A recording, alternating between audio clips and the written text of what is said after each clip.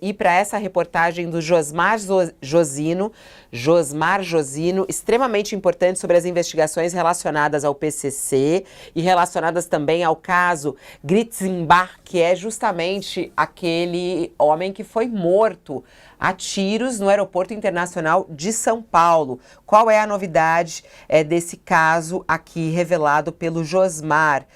Policiais que foram presos naquela operação, eles são acusados de receber dinheiro, 90 milhões. Gente, a gente está falando de 90 milhões do PCC. São os policiais civis Valdenir Paulo de Almeida, o Xixo, e o Valmir Pinheiro, conhecido como Bolsonaro, eles presos pela Polícia Federal em setembro deste ano por lavagem de dinheiro, corrupção passiva e associação criminosa, estão sendo investigados por um outro crime, roubar 15 casas-cofre do PCC. Segundo o relatório sigiloso da Polícia Federal, ambos invadiram, sem autorização judicial, 15 casas-cofre de integrantes do PCC e roubaram ao menos 90 milhões de reais. Ambos estão jurados de morte pela maior facção criminosa do país. Casas-cofre são locais onde o PCC costuma guardar armas, drogas e também dinheiro que vem de atividades ilícitas. Geralmente, as grandes quantias em espécie são escondidas em paredes falsas e em bunkers construídos para despistar possíveis ações policiais. O relatório da Polícia Federal diz que no dia 25 de dezembro do ano passado, Xixo e Bolsonaro, que é o apelido que ele tem, esse policial, tentaram matar o empresário, o Antônio Vinícius Lopes Gritzenbach, que é justamente o homem que foi morto. Quando eles souberam que ele havia sido questionado por criminosos, se tinha repassado a ambos informações sobre essas casas-cofre. E Gritzenbach acabou sendo morto. Isso aconteceu no dia 8 de novembro, no Aeroporto Internacional. 8 dias antes, ele tinha denunciado ao Ministério Público de São Paulo 5 policiais envolvidos, policiais civis envolvidos na corrupção. 4 deles, incluindo um delegado, foram presos pela Polícia Federal na última terça-feira. É impressionante essa história, né, Josias? Impressionante essa história. Muito impressionante, muito impressionante. Infiltração do crime na polícia não é um fenômeno brasileiro, isso acontece em toda parte. O que diferencia um país de outro nessa matéria é a forma como as autoridades reagem. E no Brasil, essa reação tem sido muito frouxa, Fabiola, e por isso desenvolveu-se de forma tão rápida e grandiosa a milícia no Rio de Janeiro. A milícia hoje disputa e talvez vença essa disputa, essa concorrência com o tráfico de drogas, né? E milícia é uma deformação da polícia, é o braço bandido, criminoso da polícia. E esse fenômeno está presente, era muito intenso no Rio de Janeiro, hoje está disseminado pelo Brasil, né? E São Paulo está agora experimentando a antevisão do inferno, porque no período eleitoral, vivemos antes até do período eleitoral, descobriu-se por meio de uma operação encabeçada ali pelo Ministério Público Paulista, o GAECO, descobriu-se que o crime organizado estava nas empresas de ônibus que prestam serviços à prefeitura, estavam em prestadores de serviço de limpeza de câmaras de vereadores de municípios do interior de São Paulo. Descobriu-se recentemente que um segurança do governador de São Paulo, Tarcísio de Freitas, tinha também lá os seus vínculos com o PCC. Então, o PCC está em toda parte, Fabiola. E agora se verifica que, a partir do assassinato desse Vinícius Gritzenbach, que era um empresário, em verdade um criminoso, confesso, né, que firmou um acordo de colaboração premiada com as autoridades, com o Ministério Público em São Paulo, e agora descobre-se que ele tinha delatado policiais civis, policiais militares, havia PMs fazendo a segurança dele. Do nada, os PMs somem justamente na hora em que ele sofreu a emboscada e resultou na sua morte no maior aeroporto do país, o aeroporto de Guarulhos, à luz do sol. Então, esse fenômeno realmente é um fenômeno muito incômodo, Fabiola. Policial invadindo casa do PCC para roubar. 90 milhões de reais, como você disse, muito dinheiro, né? E não é não são 2 policiais, não são 3, são muitos policiais. E é muito incômoda, e deveria o governo de São Paulo enxergar este incômodo, né, que a Polícia Federal esteja descobrindo isso. Isso foi frangado, esse fenômeno, pela corregedoria, pelos mecanismos de controle da própria polícia, né? Polícia, estamos falando aqui da Polícia Civil, né? Como é que acontece isso e ninguém vê?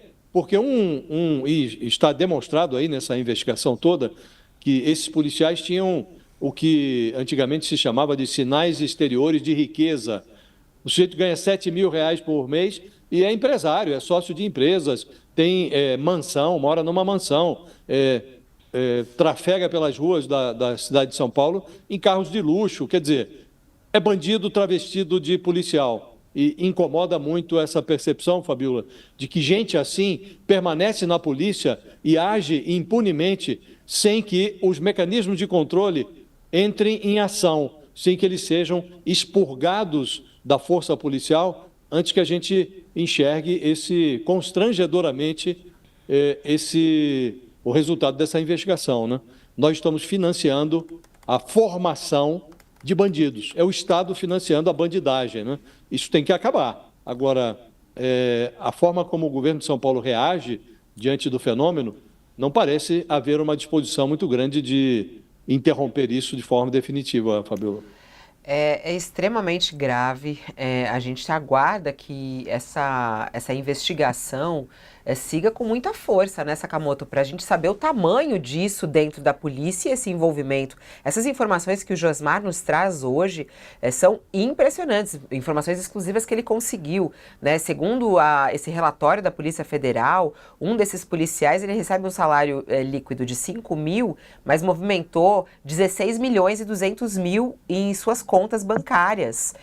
Ou seja, uma diferença absurda do que ele recebia, do que ele era. Então, mostrando e comprovando esse dinheiro que ele recebia com frequência e até mesmo esse roubo que eles fizeram. Quer dizer, os policiais roubando o PCC.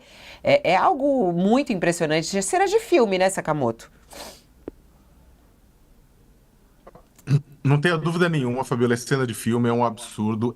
Qualquer adjetivo que a gente tenha para isso, ele é pouco, né? Da mesma forma que é um absurdo que a Polícia Civil, que a Polícia Federal tenha feito em tão pouco tempo que a Polícia Civil não fez, né, o que deveria ter feito. O que leva, na verdade, é interessante que toda vez quando alguém fala, quando o governo federal, inclusive, fala, o Ministério da Justiça, da necessidade de uma organização melhor entre os diferentes atores da rede de segurança pública nacional, os governos estaduais ficam nervosinhos, dá aquela piradinha, né, tá querendo se meter no meu balaio. Por quê, amigo? Por que, caros governadores? Vocês estão querendo o quê? Estão querendo proteger policiais bandidos? Porque é o seguinte, na prática é isso, se a gente tiver essa Polícia Federal que tem uma outra competência, tudo, que se ela pudesse avançar. E vamos ser sinceros, jurisdição tem. Você está falando de tráfico de drogas, que é um crime transnacional. Então é o seguinte, a Polícia Federal deveria entrar, inclusive, no processo de detecção de quem são aquelas pessoas que, na verdade, são bandidas, mas estão na polícia. Porque se você trabalha para o PCC, do PCC você é. Aí você tem o quê? Você não tem um policial fazendo corrupção com o PCC, você tem um membro do PCC dentro da polícia. Então, a Polícia Federal poderia entrar de solo, só que aí muita gente, corporativismo, jurisdição, a invasão de competências, não, fica pra lá, e aí vai protegendo bandido. Ah, você tá chamando toda a polícia de bandido? Não, pequeno gafanhoto, eu tô chamando policial bandido de bandido. Inclusive, é um risco a manutenção desses policiais, considerando a maioria honesta da corporação. Faz como? Né? Então, é fundamental que avance, que a Polícia Federal faça mais, que investigue mais, que possa ter acesso a esse tipo de investigação para poder limpar. Né? Essa é a palavra, poder limpar as forças policiais. E aí, ao mesmo tempo, é irônico, Fabiola, que eu até comentei isso num texto, que ou seja, você tem concordo com o Josias, a promiscuidade da polícia de São Paulo com o PCC não começa agora, não começa com esse governo, mas estava também neste governo. Né, também funcionava neste governo, né? Ela vai para fora no momento que o Ministério Público, a Polícia Federal joga para fora isso, mostrando elos bizarros. Aí o governador Tarcísio de Freitas fala: não, estamos atuando, estamos limpando, etc e tal. Qual que é a ironia dessa história inteira? A ironia é que agora, no final das eleições, no dia do segundo turno das eleições, o governador de São Paulo, Tarcísio de Freitas, né, falou o quê? Falou na hora lá, estava votando do lado do seu candidato Ricardo Nunes, ele puxa o quê? Ele afirma que o primeiro comando da capital tinha orientado o voto em Guilherme Boulos, sem apresentar provas, no momento que foi visto isso como crime eleitoral. Porque não apresentar provas, ele não tinha chamado uma coletiva para explicar o caso antes. Ele respondia uma pergunta do jornalista. Por favor, né? Sabe, esse é governador. Então, o que acontece? Isso gerou muita crítica. A ironia da história, o sumo da ironia da história, é que, apesar de Tarcísio ter ligado Boulos ao PCC, era a polícia sob o seu governo que fazia parte da facção. Então, o governador vai ter também que trabalhar um dobrado. Para quê? Para atuar em cima disso, olhando para o seu canteiro, sem, na verdade, fazer acusação no canteiro dos outros. Vamos lá, Sakamoto, chama nosso último intervalo